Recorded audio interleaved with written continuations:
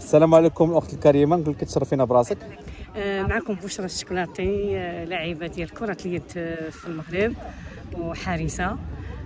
لعبت مع اتحاد طلبه طنجه، لعبت مع الاسلامي الوجدي، لعبت مع الاولمبيك ديال سلا وانا سلاويه، وجيت المدينه ديال كولن في المانيا كمدربه ديال واحد الفريق اللي عاد غادي نبدا معاه ان شاء الله بعد واحد الشهر ان شاء الله.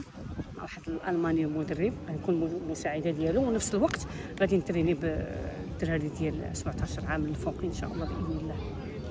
ان شاء الله. شنو زعما واش بحال اللي بغى يتريني الهوند زعما يتواصل معاك؟ عندك شي نمره التليفون؟ عندك شي باج فاش يتواصلوا معاك الناس؟ عندي نمره التليفون، وانا مع اف سي كولن. اف سي كولن ياك؟ اف سي كولن. الرئيس ديالها هو السي عبد الله وهشام. حتى هو اللي بغى يتواصل معك شنو عندك شي ما تقوليها في الفيديو، ولا عندك شي ايميل، ولا تتصيفط لي تنحطو انا في الفيديو، ولا نصيفطو لك وحطو نتايا في الفيديو ديالك ويتواصلوا معك الناس ويجيو.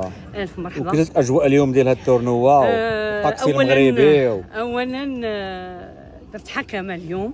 تبارك الله عليك. من بعد انا كمدربه درت حكمه وشهاده ديال اللاعب ديالكم ديال فاس اللي تحياتي. الحمد لله داز الماتش مباراه جات مزيانه، والاجواء زويونه والناس مزيانين هنايا، والناس جات من كل مدينه. الحمد لله كان عرس رياضي ناجح 100%، وانا مشاركه فيه والحمد لله. هذا هو الحمد لله اللي كنت بغيت. انا كنشكرك على هذه الشجاعه ديالك وهذه الانشطه اللي كديري، وكنتمنوا لك التوفيق باسم جمعيه ام ليبن وباسم قناه ام ليبن تي في اللي قناه الجاليه المغربيه.